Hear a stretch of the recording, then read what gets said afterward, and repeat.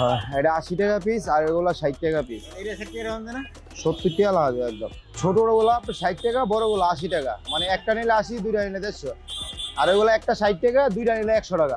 শৈলা বেচলে আপনার কারণ হইলো আস্থা স্বাভাবিক নিবার চায় না কেউ, কারণ এর ভিতরে কি আছে বলা যায় না।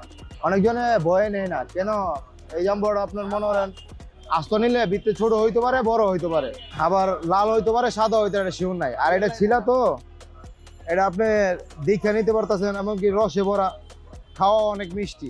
প্রতিদিন 200-300 বেচতে পারি।